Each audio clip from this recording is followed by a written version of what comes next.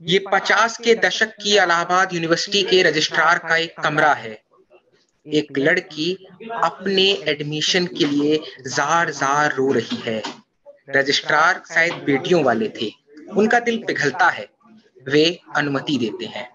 लड़की पढ़ाई करती है और इतनी शानदार और इतनी जबरदस्त कि कुछ बरसों बाद वो फिल्म की पटकथा संवाद लिखती हैं, उनके लिए स्क्रिप्ट राइटिंग करती हैं। ये आप सबको याद होगा, 80 के दशक में एक फिल्म आई थी, प्रेम रोग, करीब करीब सिंगल, चांदनी, 1942 लव स्टोरी। इन सब के बीच एक कॉमनैलिटी फैक्टर है, एक समानता है। वो समानता है कामना चंद्रा जी। मैं बहुत खुशकिस्मत और बहुत शुक्रगुजार हूं कि आज उन्होंने समय दिया। नमस्ते, मेरा नाम है दीपक तेंगुरिया। आप देख रहे हैं द ललन टॉक का सबसे प्यारा सेगमेंट किताब वाला, जिसमें हम किताबों पर बात करते हैं। हर हफ्ते अपने लेखकों को आमंत्रित करते हैं ताकि वो उस किताब पर हमें समय दें, उनसे हम कुछ और सीख सकें, कुछ और बेहतर, कुछ संवेदनशील और कुछ समृद्ध हो सकें।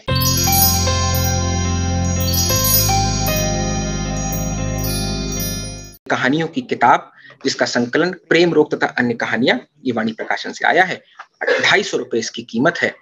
इसमें इतनी कहानियां, इतनी सुंदर प्रेम की, जिजीविषा की, विरह की, सबके बहुत सुंदर संकलन है।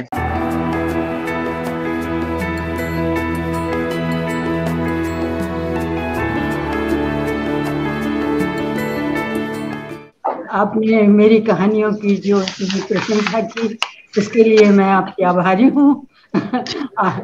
और कोशिश यही रहती है कि जो जीवन में देखते हैं, महसूस करते हैं, तो सच्चाई है, हम उसके बारे में लिखें।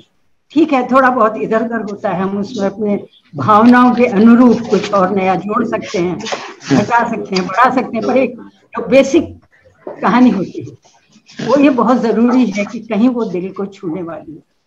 क्योंकि जब तक कोई भी कहानी आप दिल से नहीं लिखेंगे तो उसमें फिर बनावट आ जाएगी और फिर शायद वो इतनी अच्छी ना पढ़ने में, महसूस करने में उतनी सुंदर ना लगे। तो मेरी कोशिश यही रही है कि मैं सच्चाई को अपनी भावनाओं के अनुरूप कुछ लिख पाऊं। मैं आपकी कहानी को आपकी इस किताब के सबसे आखिरी अध्याय से शुरू करूंगा। इलाहाबाद यूनिवर्सिटी के भादों का एक महीना मुझे याद आ रहा है। रजिस्ट्रार का दफ्तर है। आप एडमिशन के लिए लेट हो गई हैं। अगस्त के उस महीने में, भादों में, और उसके बाद क्या प्रक्रिया थी? कैसे आपने इलाहाबाद यूनिवर्सिटी के दिन जिए? ग्रेजुएशन का सफर कैसा रहा? और साथ ही आपने हिंदी और अंग्रेजी दोनों में आपने बीए किया था, फिर मास्टर्स के लिए आप हिंदी की तरफ गई, तो उससे अपनी ग्रेजुएशन की यात्रा को बताएं। मेरे मन में बड़ी इच्छा थी कि इंटर के बाद कुछ किसी यूनिवर्सिटी, विश्वविद्यालय से मैं आगे की पढ़ाई कर सकूं। तो लेकिन उस वक्त मेरे भाई जिनके पास में रहती थी, उनका वो कानपुर में थे और वहां तो यूनिवर्सिटी नहीं थी। लेकिन अब मेरा भाग्य देखिए कि उनका ट्रांसफर हो गया इलाहाबाद, और मैं इतनी खुश हुई कि पता नहीं मुझे क्या मिल गया, क्योंकि मुझे बिल्कुल विश्वास था, मेरे 12th में बहुत अच्छे नंबर आए थे कि मुझे एडमिशन मिल जाएगा।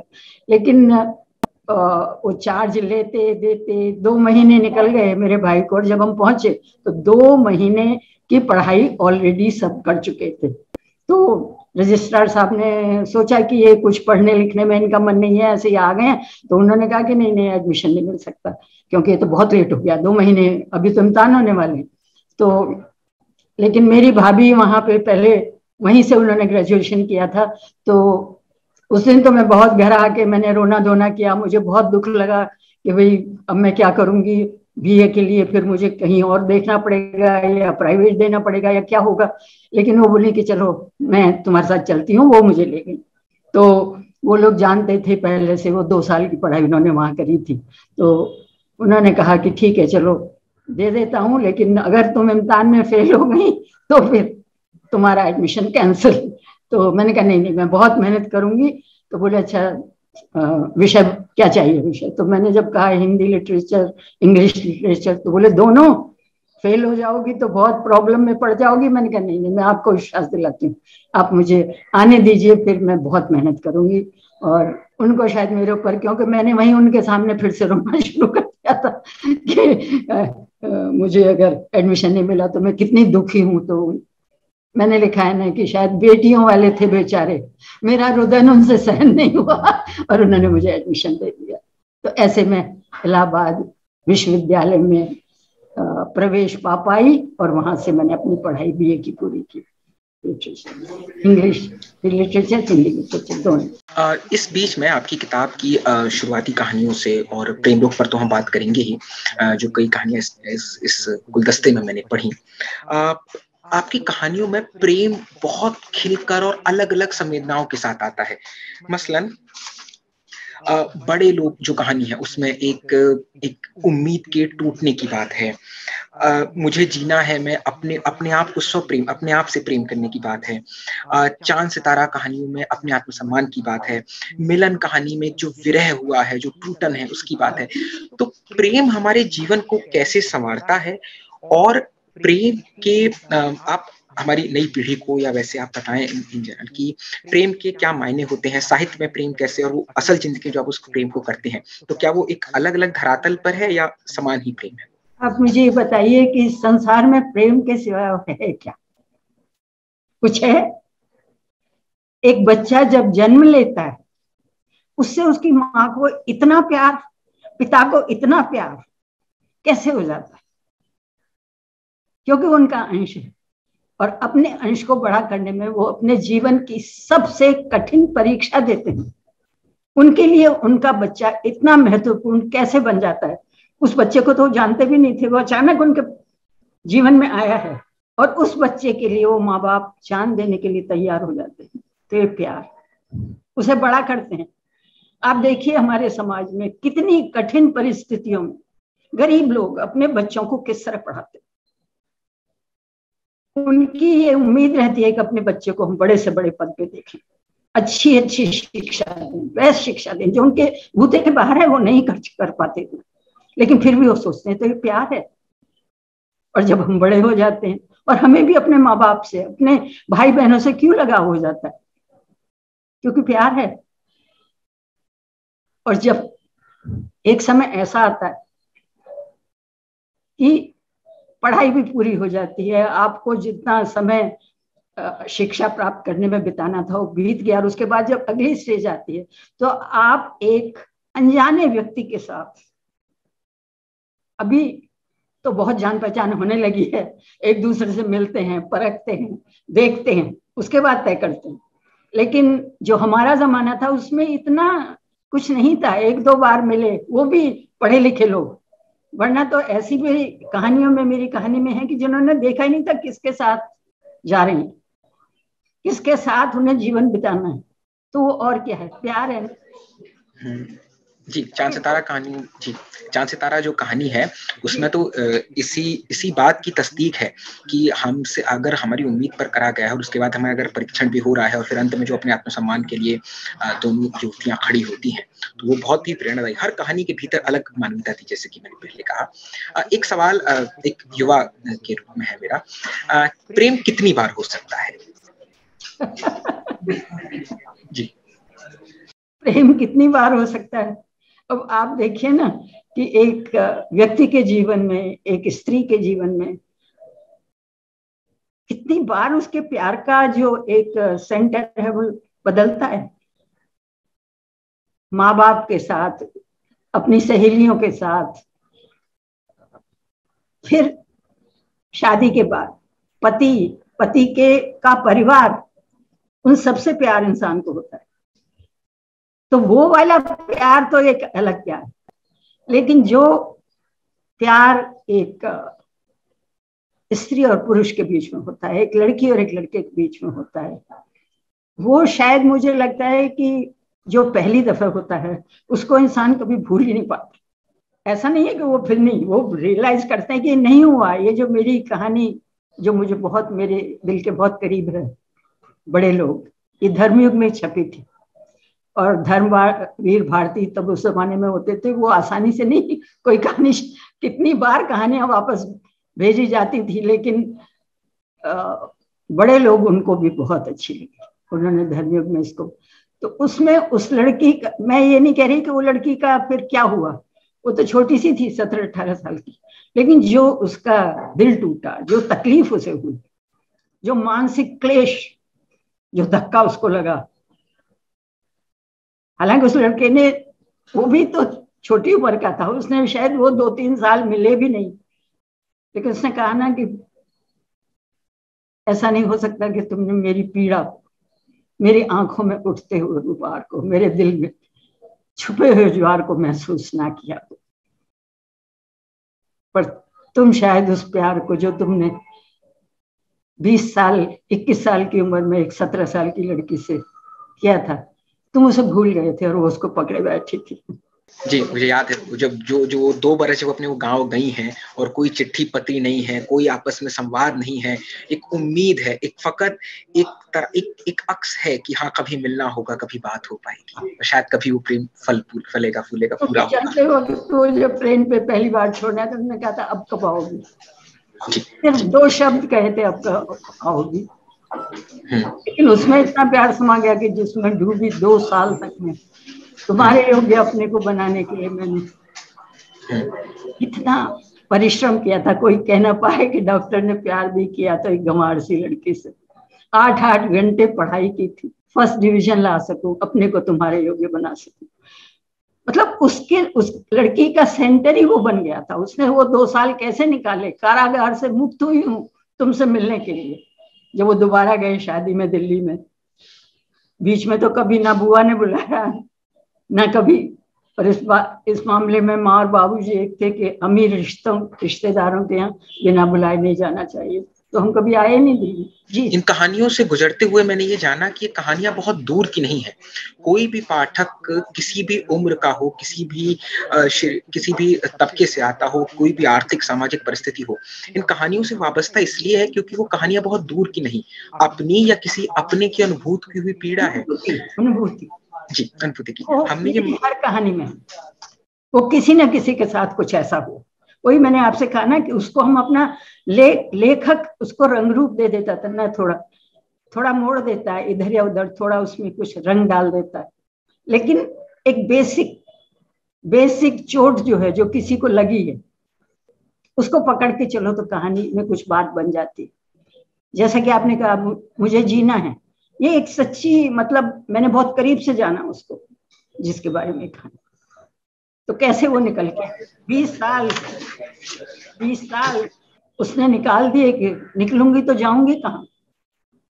माँ भी तो नहीं थी मेरी कि जाके उसको बता देती, लेकिन कगार पे खड़ी थी, आगे कुआचार पीछे खाई, छलांग तो लगा। कभी कभी उस इंसान को हिला के कहने का मन करता, तुम इंसान नहीं तो तुम्हारा बोझा ढोते ढोते मेरे कंधे पे, मुझे मुक्ति दो, पाकर जाऊंगी कहाँ। लेकिन ऐसा वक्त आया, छलांग अब जीना है, आगे बढ़ना है, कुछ करना है। समाज के ठेकेदारों से बस इतना ही कहना है कि मुझे जीने दो, पंख लगा करो। जी, ये एक स्त्री की कहानी है। मैं पूरी कहानी नहीं खोलूंगा ताकि हमारे पाठक इस किताब को खरीदें और पढ़ें। पर इस कहानी में एक स्त्री है, उसकी एक छटपटाहट है, अपनी जिंदगी और अपने आप को चुनने की, अपने आप को सबसे पहले रखने की उत्कट लालसा है, और अंत में उसका निर्णय कैसे परिवर्तित होता है, कैसे उसकी परिणति होती है, उसका एंड रिजल्ट क्या रहता है, ये सब जानने के लिए आप इस कहानी को ही पढ़िएगा।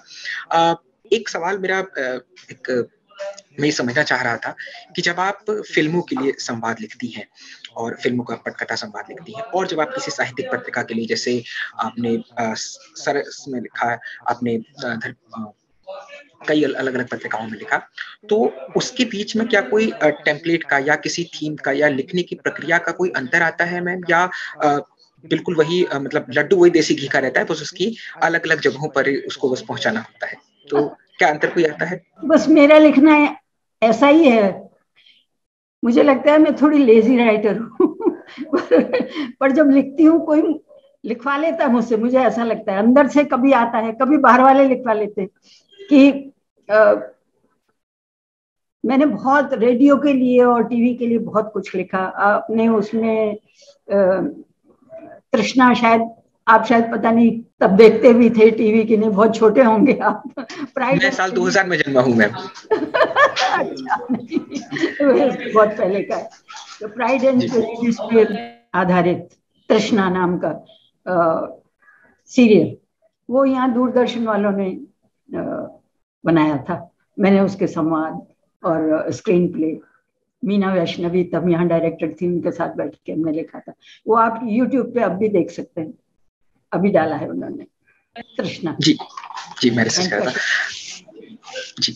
मैम एक आपकी इसी प्रक्रिया में एक बात मुझे समझनी थी। इलाहाबाद से लेकर के आपका सफर आगरा पहुंचता है, उसके बाद वो दिल्ली और फिर मुंबई पहुंचता है। तो इस पूरे सफर ने आपकी लिखने की प्रक्रिया को या आपकी जो लेखक है उसको कितना संवेदनशील किया, उसने कितने बेहतर बनाया? क्या अलग अलग जगहों के अनुभवों ने भी आपके लेखन को समृद्ध किया? और लाइब्रेरीज कौन सी ऐसी रही जो उसमें आपको अभी तक याद है वो बहुत सुंदरता से?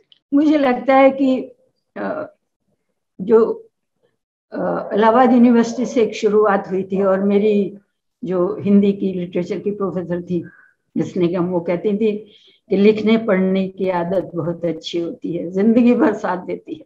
जब एक एक करके सब साथी छूट जाते हैं तब भी तुम ठीक अच्छा लिखती हो, काम ना बंद मत करना, दुख में सुख में जब भी कभी फुर्सत मिले कि वो कुछ वक्त निकालना जरूर लिखने के लिए। तो शायद वही मेरे साथ रहा कि शुरू में शादी के बाद हम लोग मोदी नगर रहे, वहाँ इतना कुछ नहीं था, छोटी सी जगह थी, तो पढ़ना, लेकिन मैं किताबें लाइब्रेरी से लाके और वो सब मैं पढ़ती रहती थी, और उसके बाद थोड़ा बहुत लिख भी लेती थी। लेकिन जब मेरे पति का ट्रांसफर दिल्ली हुआ तो समझो मुझे बड़ी भारी, मुझे भी ऐसा लगा कि मैं किसी कारागार से आजाद हो रही हूँ कुछ करने के लिए। तो मुझे बहुत अच्छा लगा दिल्ली आके, क्योंकि मैंने तुरंत रेडियो स्टेशन जाना शुरू किया, अपनी वॉइस का ऑडिशन भी दिया, और वो तो कम किया, लेकिन वहां मुझे बहुत मौका मिला कि मैं बहनों के प्रोग्राम में कहानी और हवा महल के लिए भी मैंने लिखना शुरू किया, और छोटे छोटे प्ले लिखने शुरू किए। तो बहुत मौका मिला मुझे, और तभी मैंने सरिता, सारिका, वामा, धर्मयुग, ये सब इनके लिए मैं लिख के जब भी कोई मुझे समय मिलता था, तो मेरी अगर वो रेडियो स्टेशन पे या किसी मैगजीन में एक्सेप्ट हो जाती थी तो बहुत एनकरेजमेंट मिलता है। ऐसा लगता है कि हाँ हम कुछ कर सकते हैं, हमारी जो लेखनी है वो उसमें कुछ तो है, कि लोग ले लेते हैं उसको, ब्रॉडकास्ट कर देते हैं, या उसको हम मुझसे पढ़वाते हैं बहनों के प्रोग्राम में, कहानियां, वार्ता, डिस्कशन। तो उन चीजों से बढ़ावा तो मिलता है और बहुत अच्छा लगता था। हालांकि वो 3 महीने बाद आता था, उन दिनों 3 महीने तक एक आर्टिस्ट को 3 महीने का वो था कि उसके बाद ही वो दोबारा रिपीट करेंगे। तो उसको हम बड़े ईगरली देखते थे, वेट करते थे कब हमारे नाम का वो पीला लिफाफा आएगा और उसमें से निकलेगा कि आप अपनी कहानी दीजिए या आइए डिस्कशन के लिए आइए। तो ये सब मेरा शायद कुछ बेसिस तैयार हो गई थी दिल्ली में। और दिल्ली के बाद कलकत्ता भी ट्रांसफर हुआ, बड़ौदा हुआ, उसमें भी थोड़ा बहुत मैं लिखती रही, मगर नॉट लाइक दिस के जैसा मुझे बम्बई में आके। मुंबई में जब हम लोग आए हैं 77 में, उसके बाद मुझे बहुत ही प्रोत्साहन मिला। मैं यही कहूंगी कि मैं जब अभी हमने घर में सेटल भी नहीं हुए थे तभी मैं रेडियो स्टेशन गई और वहां सबसे मिली, मैंने उनको कहानियां, तो यहाँ हिंदी वालों की बम्बई में बहुत पूछ थी। हिंदी मतलब ऐसा लगता था कि हिंदी भाषा के लोग जो अपना ले जाते हैं या बोलते हैं या करते हैं तो उन्हें बड़ा प्रोत्साहन मिला। तो यहाँ ये 70 के दशक की बम्बई की बात है। 77 जी जी जी जी। तो 1-2 साल तो मैंने, क्योंकि प्रेम रोग के लिए मैं राजीव के पास मुझे लगता है 78 में चली गई होंगी, 78 या 70 में कहानी सुनाने के लिए, क्योंकि मुझे इतना प्रोत्साहन मिला रेडियो और टीवी और सब पे कि मुझे ऐसा लगा कि 1-2 कहानियां ऐसी हैं मेरी जिनको अगर मैं दूं तो क्या इनके ऊपर फिल्म बन सकती है। लेकिन मैंने किसी को बताया नहीं था। मैंने आरके स्टूडियोज में कॉल किया डायरेक्टरी में देख के, मेरे बच्चे उस वक्त विक्रम, तनुजा और अनुपमा, ये तीनों छोटे छोटे थे। तो ये कह रहे थे, मैं डायरेक्टरी में देख रही थी तो आरके स्टूडियोज का नंबर, में तो ये बोले क्यों मम्मी? मैंने कहा जरा कोशिश कर रही हूँ कि राज साहब को मैं अपनी, क्योंकि मुझे राज साहब एज ए डायरेक्टर उनका काम बहुत अच्छा लगता था। उनकी जो शुरू की पिक्चरें थी उनसे मैं बहुत रही वो मेरे दिमाग में। बरसात से पहले जो उनकी और भी फिल्म थी। मैम इसी बीच में एक सवाल मेरा ये था कि 80 के दशक में आपने प्रेम रोग का कहानी लिखी, 80 के दशक में, और 2017 में करीब करीब सिंगल के लिए आपने राइटिंग की। तो जब इतना बड़ा 40 बरस का गैप आया, उस बीच में नई जनरेशन की नई संवेदनाएं आई हैं, उसकी नई सेंसिबिलिटीज आई हैं, तो as a writer, as a लेखक, आपने इसमें कैसे परिश्रम किया? आपने इसमें क्या नई चीजों को सीखा? क्या आपको ये फेज कैसा लगता है? मुझे थोड़ा सा इसमें जानने में उत्सुकता है कि एक लेखक के तौर पर आपकी लिखनी में इसमें कैसे परिवर्तन आया इस 40 बरस में? जहां तक मेरी पहली फिल्म का सवाल है, प्रेम रोग, तो जैसा कि मैं आपको बता रही थी कि मैंने आरके स्टूडियोज कॉल किया डायरेक्टरी में नंबर देख के, और राज साहब के सेक्रेटरी ने फोन उठाया और उन्होंने मुझसे कहा कि मैंने कहा देखिए मैं कोई इतनी बड़ी राइटर तो नहीं हूँ, पर मैं लिखती हूँ रेडियो के लिए, टीवी के लिए और मैगजीन्स के लिए, मुझे राज साहब को एक कहानी सुनानी है। तो उन्होंने मुझे कहा कि राज साहब तो बहुत ही व्यस्त हैं और उनके पास तो इतना टाइम नहीं है, आप उनके असिस्टेंट को कहानी सुनाएंगी? तो मैंने कहा नहीं, असिस्टेंट को तो मैं नहीं सुनाऊंगी। तो शायद उनको भी बहुत आश्चर्य हुआ होगा कि ये कौन है भाई इतना, कि ऐसे, नहीं तो शायद वो एक्सपेक्ट कर रहे थे कि मैं बहुत खुश हो जाऊंगी और कहूंगी अच्छा चलिए। मैंने कहा देखिए बात यह है कि अगर उनके असिस्टेंट को कहानी नहीं पसंद आई तो मेरी तो कहानी उधर ही रह गई ना। कहानी अलग अलग लोगों को अलग अलग तरीके से पसंद आती है, हर एक का नजरिया एक नहीं होता। तो अगर राज साहब से आप मुझे अपॉइंटमेंट दिला सकते हैं तो प्लीज। तो उन्होंने कहा अच्छा आप अपना नंबर छोड़ दीजिए। And can you believe that within a week they called me? Within a week they called me. और मैंने उनसे कहा कि राज साहब के साथ है? बोले हाँ आपने तो कह दिया था। तो वो मैं पहुंची तो बोले कि अरे चलिए कितनी बड़ी हस्ती से आप मिल लेंगे, लोग मिलने के लिए भी बहुत मुश्किल होता, चलिए मिलवाते हैं। राज साहब ने मेरी कहानी सुनी और 2 कहानी मैंने उनको सुनाई थी, से उनको पसंद आई। तो लेकिन उन्होंने मुझे कहा कि आप लिखो डिटेल में, as much as you can write, तब मुझे दी। लेकिन मैं बहुत खुश थी कि भाई मुझे स्क्रीन प्ले का पता भी नहीं था कि वो कैसे लिखा जाता है, और डायलॉग्स मैंने जरूर रेडियो टीवी के लिए बहुत लिखे थे, लेकिन मुझे इस बात से बहुत खुश थी कि उन्होंने मेरी कहानी दिया। और मैंने करीब 110 पेज फुल स्केप, 110 से भी ज्यादा थे, उतने पेजेस में डिटेल में लिख के उनको कहानी दी। और उन्होंने मुझे बहुत इज्जत दी, बहुत मेरी राय लेते थे हर बात में। और उन्होंने मुझसे कहा कि आप स्क्रीन प्ले में अगर जाना चाहती हैं तो आप कर सकती हैं। कि मैंने कहा वो तो मुझे बिल्कुल मालूम ही नहीं है। और दूसरी बात ये थी कि मेरे बच्चे भी छोटे थे उस वक्त, मैं इतना समय नहीं दे सकती थी कि रोज रोज का काम मैं अपने ऊपर लूँ। तो फिर डायलॉग और किसी और ने किए थे, मैंने सिर्फ कहानी उनको डिटेल में लिख दी थी। और वैसा चांदनी के साथ भी वही हुआ, यश जी के साथ उसमें भी मैंने डिटेल में बहुत कहानी, डिस्कशंस हुए, बात तक वो लोग मेरी राय लेते थे, मुझे बुलाते थे, लेकिन उसमें मैं स्क्रीन प्ले और डायलॉग्स में इन्वॉल्व नहीं थी।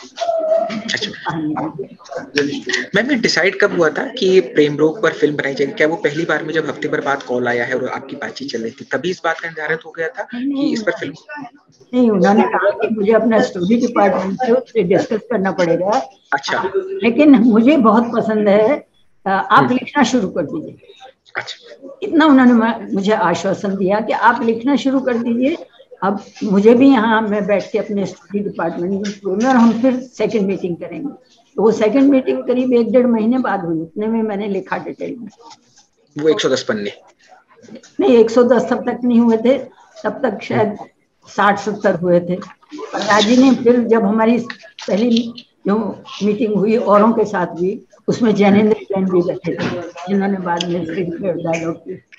तो हाँ, तो उन्होंने कहा कामना जी अभी भी ये कंप्लीट नहीं है, आप इसमें और जितना भी उनको मेरे डायलॉग अच्छे लगते थे, बहुत हंसने वाले जो होते थे उस पर, और जो सीरियस और रोने वाले होते थे उसमें भी वो बहुत ध्यान से सब सुनते थे। उसके बाद मुझे उन्होंने कहा कि ठीक है आप एक बार और कोशिश करें, और भी जो क्योंकि जो विलेन है उसको सजा मिलनी चाहिए, जरूर ज्यादा मिलनी चाहिए या और कुछ जो भी आप डालना चाहती हैं, ताकि आपका जो पॉइंट ऑफ व्यू है वो पूरी तरह कहानी में आ जाए। फिर मैं अपने राइटर्स के साथ बैठ के अपने डायलॉग और स्क्रीन प्ले राइटर के साथ, तो करीब ये सब करने में 6 महीने लग गए थे बिफोर ही साइन। तब उन्होंने मुझे बाकायदा साइन करके और मुझे साइनिंग अमाउंट भी दिया और बात कि हाँ बनेगी पिक्चर। मैं साहित्य की धारा की ओर मुड़ूं उससे पहले एक मेरा इसमें ये समझ थी कि मैं अक्सर यही कहा जाता है कि हम तो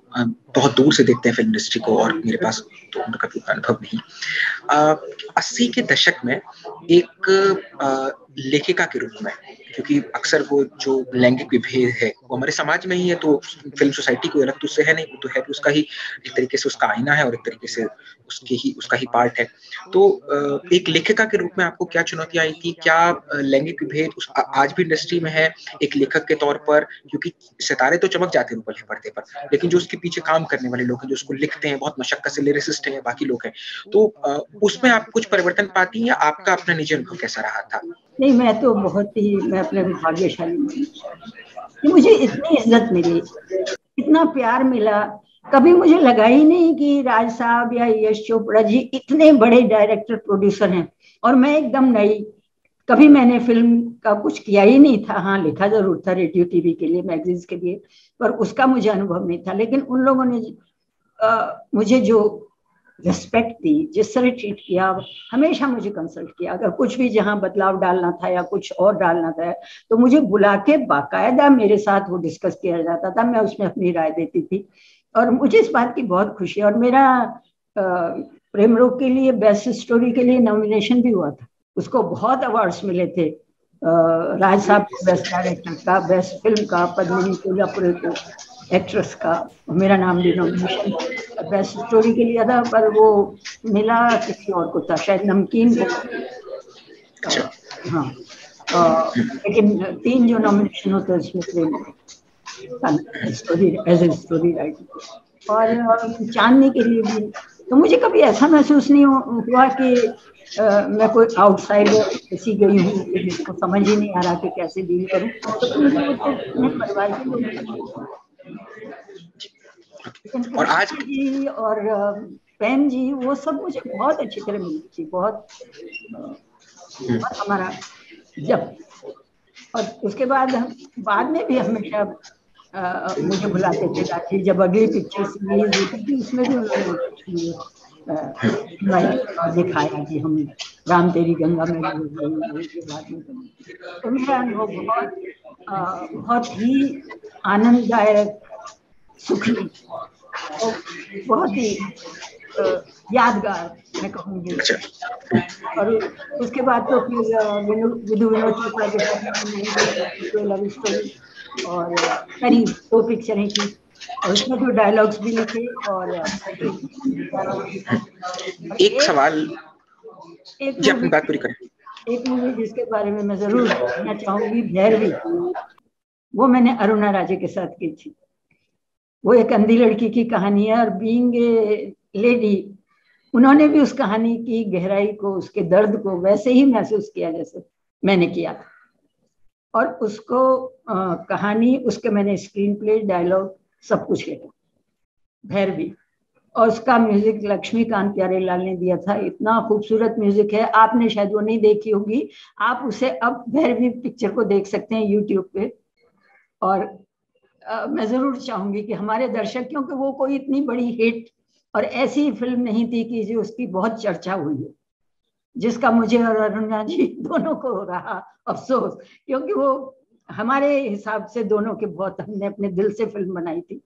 तो अब वो YouTube पे देखी जा सकती है अगर कोई देखना चाहे। और म्यूजिक तो सुन के आज भी मतलब रोंगटे खड़े हो जाते हैं, इतना बढ़िया म्यूजिक उन्होंने दिया था। वो संगीतकार की कहानी है, वो लड़की, अंधी लड़की, म्यूजिक की एक्सपर्ट है, लेकिन उसको जीवन में कितना बड़ा धोखा मिलता है। वो उसकी कहानी है। ये बात ठीक है मैम, और वो हिट ना हो पाई उसके अपने कारण या व्यावसायिक चीजें रही होंगी, लेकिन बहुत बुनियादी सी बात है कि कोई भी कला, कोई भी बात, आप तो उससे इस बात को बहुत बेहतर समझती है कि अपना समय अपना पा ही लेती है। हो सकता है कि मेरे आने वाली बात की पीढ़ी शायद हम पर ये कहे कि कैसे आर्ट ऑफ चॉइस थी, और शायद अरुणा जैसी बाकी तमाम तरह की भैरवी जैसी फिल्में तलाशी जाए। एक सवाल मेरा साहित्य को लेकर था।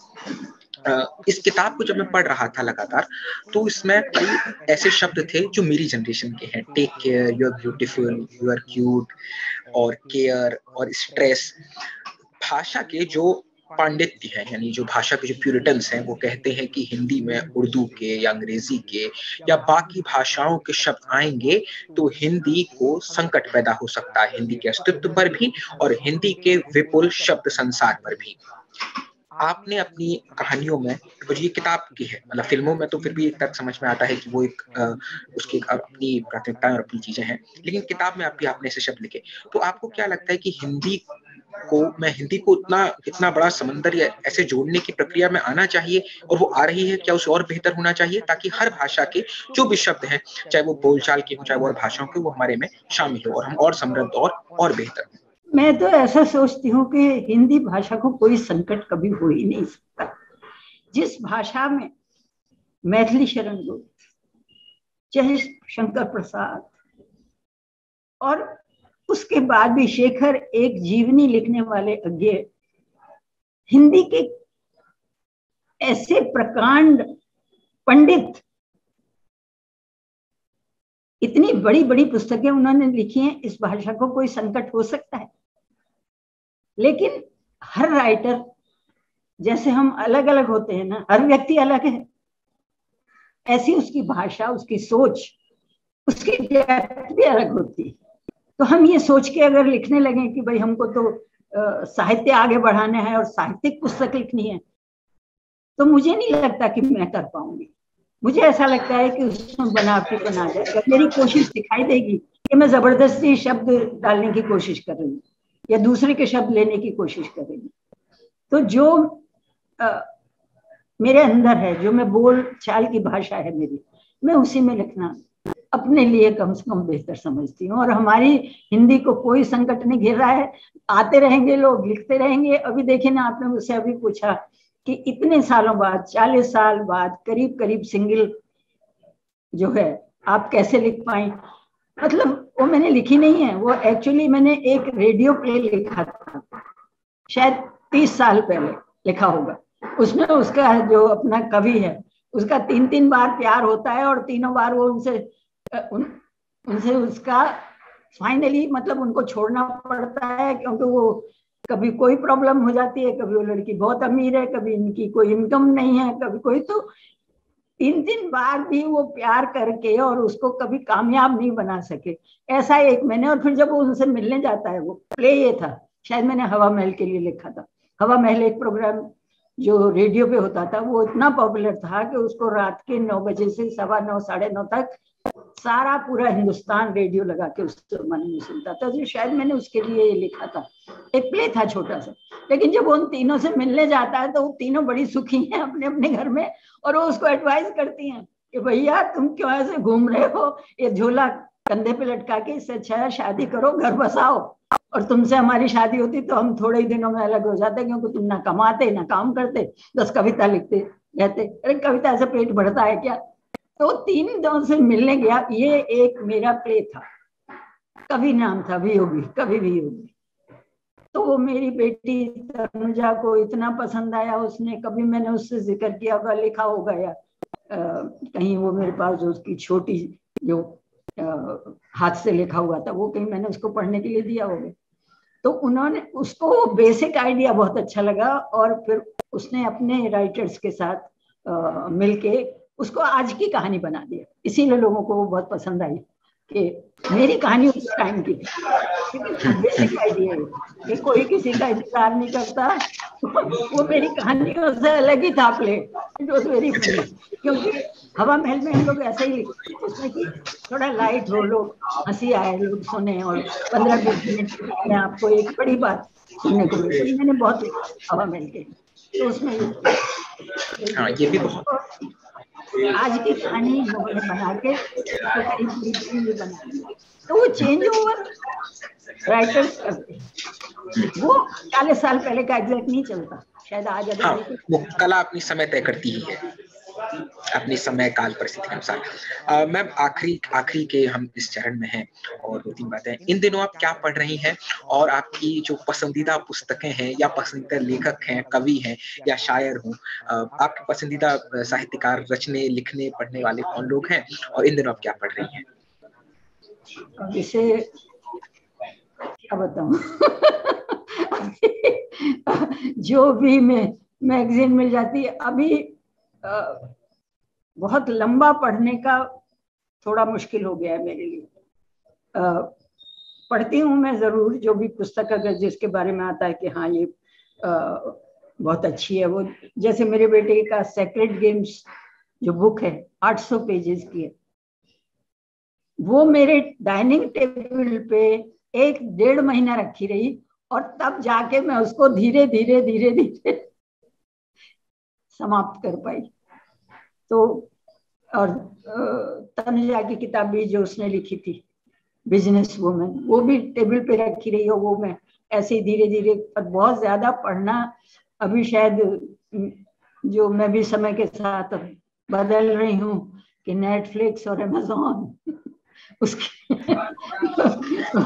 इस पे मैं अच्छी जो भी आता है, यूरोपियन हिस्ट्री मेरी बहुत नॉलेज अभी बढ़ गई है वहाँ की। तो आप नया सीखने के लिए बहुत उत्सुक रहती हैं। वैसे गेम ऑफ थ्रोन्स पे कमाल की वेब सीरीज भी बनी है, 10 एपिसोड्स की, 10 सीजन की, और उसमें करीबन 70 से अधिक एपिसोड्स हैं और बहुत बहुत मनोरंजक है। कौन सी बता रहे हैं आप? Game of thrones. और सेक्रेड गेम पर भी आया था जी, सेक्रेड गेम्स पर भी आया था। सेक्रेड गेम पर भी नेटफ्लिक्स पे वेब सीरीज आई है। हाँ, सेक्रेड गेम्स पे आया था वो गेम ऑफ थ्रोन्स ना आप कह रहे हैं? हाँ जी, हाँ जी, वो अलग से चला गया था। हाँ, वो मैंने देखा है। अच्छा, तो आप मतलब आप अपनी मतलब आप उस हर उस चीज को या कैसे आप चूज कैसे करती है मैम देखने के लिए कोई वेब सीरीज या फिल्म उस सबको? मुझे एक तो हिस्टोरिकल बहुत अच्छे लगते हैं। मैंने ट्यूडर्स अच्छा। और जो जितने भी मैं आपको बता रही, यूरोपियन हिस्ट्री मुझे इतना बिल्कुल पता नहीं था क्योंकि हिस्ट्री मेरा सब्जेक्ट नहीं रहा कभी।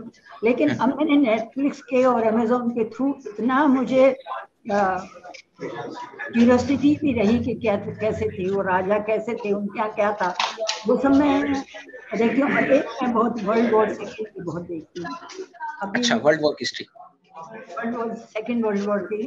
अच्छा जी। तो जर्मन्स ने क्या क्या लोगों के साथ हुआ, उनके साथ वो सब एक्चुअली मैं अभी कल परसों ही एक देख रही थी। और पसंद वो उसमें मुझे बहुत आनंद मिलता देखने में कि भाई ये क्या क्या हुआ था तब। हम उस वक्त तो हम भी बहुत छोटे थे जब सेकेंड वर्ल्ड वॉर हो रही थी, लेकिन मुझे याद सब कुछ है। अपना आज़ादी दिवस भी अच्छे से याद है कि हम लोगों ने कैसे झंडा फहराया था अपने कॉलेज की छत पे, और हमने अपने कपड़े रंगे थे, दुपट्टे साड़ियाँ, हमने अपनी आज़ादी, और नेहरू जी ने स्पीच दी थी तो उसके बारे में थोड़ा बताइए मैम, नेहरू जी की स्पीच कैसे था वो? आप उस वक्त आप कितने बरस के, कैसे वो, कैसी यादें हैं आपकी उस वक्त की? मेरी यादें बहुत इसके बारे में। मेरे फादर एक्चुअली टीचर थे, अध्यापक, और मेरी माँ तो गृहिणी घर के ही उसमें थी, लेकिन इसीलिए हमारे घर में किताबों का एटमॉस्फेयर बहुत रहता था। मैं छोटी सी थी तब से मैंने मैथिली शरण गुप्त और ये सब इनकी जयशंकर प्रसाद इनकी अपनी घर में किताबें देखी, मेरे बहन भाई पढ़ते तो मैं भी उठा के पढ़ने लगी थी। लेकिन इसलिए मेरा बहुत इंटरेस्ट बचपन से हो गया। मगर मेरे फादर की डेथ बहुत जल्दी हो गई, मैं 10वीं क्लास में थी। 10 साल की मेरी उम्र थी, और मेरी माँ को फिर गांव में रहने जाना पड़ा, तो मुझे हॉस्टल में भेजा गया। तो जब आज़ादी मिली तब मैं 7th क्लास में थी और देहरादून में महादेवी कॉलेज में हॉस्टल में रहती थी। तो आज़ादी का हम लोगों ने, मुझे अब तक याद है, मैं अब भी जब कभी देहरादून जाती हूँ मैं अपने वो स्कूल, वो रूम अभी तक वैसा का वैसा ही है। अभी मैं पिछले साल गई थी तब देख के आई। तो वो सारी हॉस्टल की लड़कियां, हमारी वार्डन, प्रिंसिपल, हम सब लोग छत पे गए थे और जो सबसे बड़ी बेल वो टंगी घंटा बजाने वाली होती थी जिससे कि पीरियड शुरू हुआ और समाप्त हुआ, वो बजाई हमने रात के 12 बजे, और हम रेडियो लेके गए छत पे, और फिर नेहरू जी की वो स्पीच हुई कि when the world sleeps India gains freedom, भाग्यवतियों से चिर प्रतीक्षित भेंट, जिसकी वसीयत हम सबके हिस्से में बनी है, जिसकी आजादी, जिसके मूल्य हम सबकी थाती है। क्या बात है, बस वही हमने उस वक्त मनाया और मिठाई खाई ऊपर, और नेहरू जी की स्पीच सुनी, झंडा लहराया, और हम सब ने अगले दिन सेलिब्रेशन इतनी भारी हुई थी कि सबने अपनी वो साड़ियां रंगी थी और झंडे हाथ में लेके और ड्रामा किया, और कैसे आजादी मिली, कैसे आजादी के दीवाने जिनको कोड़े पड़े वो कैसे गिरे और मरे और उन्होंने अपनी लाइफ सेक्रीफाइस की, तब जाके हमें आजादी। ये जो आज जी रहे हैं आजाद भारत में, ये उनकी वो उस समय हम लोगों ने बहुत सेलिब्रेट किया था, और हमारे लिए इससे बड़ी खुशी की कोई बात नहीं थी कि आज हम आजाद, आज हम और आज भी उसकी इतनी ही खुशी हमें, और इतनी ही हम उसके प्रति जिम्मेदार और भाग्यशाली हैं कि हमें आजादी हमारे हिस्से में दी दी गई, क्योंकि मैं पैदा गुलामी के भारतवर्ष में, मेरा जन्म तब आजादी में थी, मैं 7th क्लास में थी। अच्छा, हाँ, जब आजादी का रात को 12 बजे जब आपने स्कूल की बेल बजाई है, बेल बजाई, छत पे गए और वहाँ, अच्छा, मतलब वो शब्दों में शायद हम बता नहीं सकते क्या फीलिंग थी, क्या अक्सर क्या चीज है वो हमने जी। आप तो प्रेम पर लिखती हैं, अक्सर हम कहाँ अपने आप को शब्दों में व्यक्त कर पाते हैं, बहुत गौण हो जाता है कई बार ये कह पाना। जी, मैं तो हाँ जी बोलिए जी, आप अपनी बात पूरी करें, आप अपनी बात पूरी करें। हाँ, बस मैं यही कह रही थी कि किताबों में तो हम पढ़ते ही रहते हैं कुछ आजादी के बारे में, देश के बारे में, अगर हम अपनी फीलिंग किसी भी तरह व्यक्त कर पाए, किसी तरह व्यक्त कर पाए, जैसे कोई पेंट करता है, कोई लिखता है, कोई गाता है, तो ये कितनी बड़ी नियामत है, भगवान की कितनी बड़ी देन है इंसान के लिए कि आपको अपनी फीलिंग्स एक्सप्रेस करने के लिए बहुत सारे भगवान ने तरीके बताए कि कुछ भी, कोई भी चीज जो भी आप अगर फील करते हैं, चाहे वो लिखने में हो, पेंटिंग में हो, गाने में हो, तो इंसान को ये हंसना, बोलना, एक सेंस ऑफ ह्यूमर, कितनी भी विपत्ति विपदा, कौन इंसान है जिसके जीवन में ना आए, लेकिन अगर आपके अंदर एक सेंस ऑफ ह्यूमर है, अगर आप थोड़ा सा हंस लेते हैं, एक स्माइल आप किसी दूसरे के चेहरे पर ला सकते हैं, मुस्कुराहट, दो चीजें मैं जरूर अंत में कहना चाहूंगी कि भगवान ने इंसान को ये, और एक आशा, उम्मीद, कुछ भी हो जाए, आज का दिन कल कुछ अच्छा जरूर होगा, अगर ये लेके हम चले तो हम अपने बच्चों को, अपने समाज को, अपने लोगों को एक बहुत बड़ा, ये भगवान ने जो हम लोगों को ये फील करने की शक्ति दी है, उम्मीद पे दुनिया कायम है जिसको कहते हैं, तो ये 2-3 चीजों को लेके चलेंगे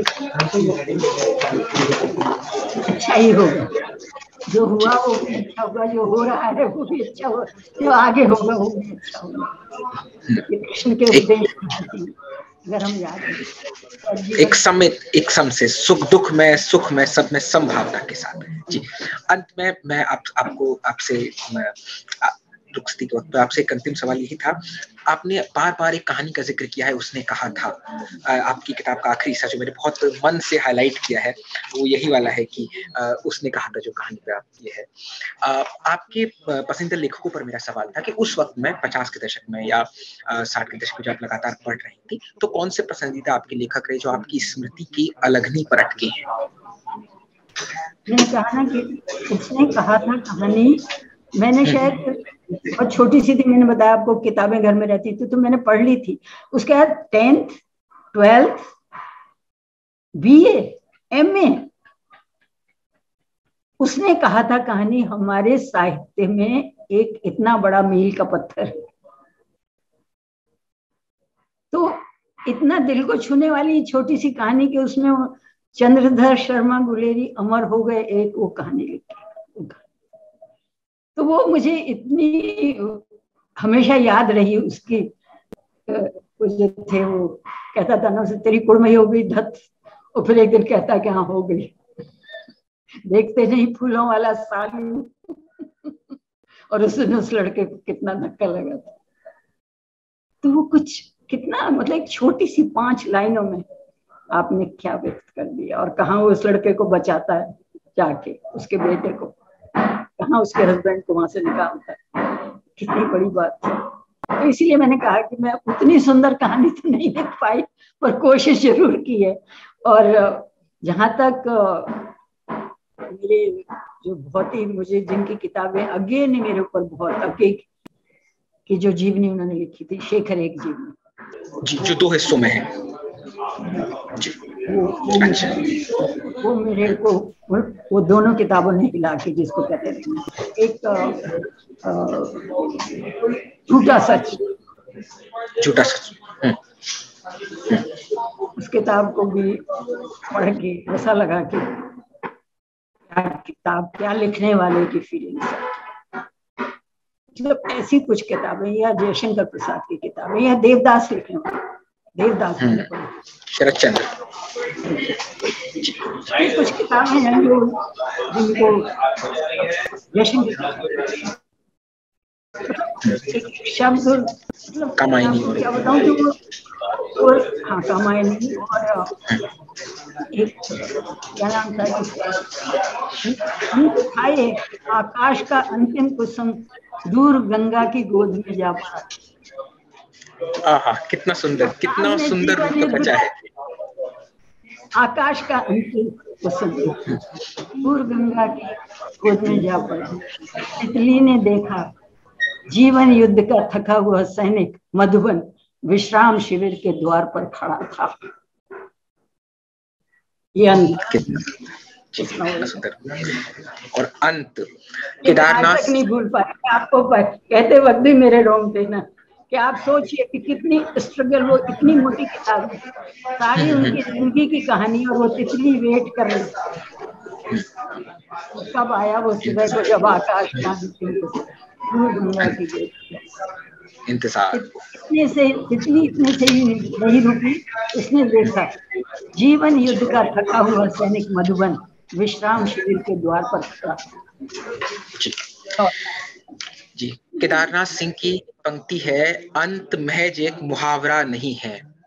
और बहुत सुंदर ये अनुभव रहा मेरा इस बातचीत का, और वाकई अंत महज एक मुहावरा नहीं है। मैं अपने दर्शकों से, ललन टॉप परिवार की तरफ से, जो जिसका वे भी एक हिस्सा है, बहुत विनम्र विनती रहेगी कि वो इस किताब को जरूर पढ़ें।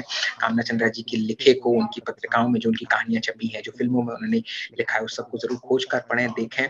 मैम आप आई, आपने किताब वाला के लिए समय दिया, आपने प्रेम पर, विरह पर, उम्मीद पर, जीवन जीने की शैली पर, सब पर आपने अपनी बात रखी। मैं बहुत बहुत अभिभूत हूँ, और मुझे बहुत, I am so humbled and honoured ma'am कि आपने टाइम दिया।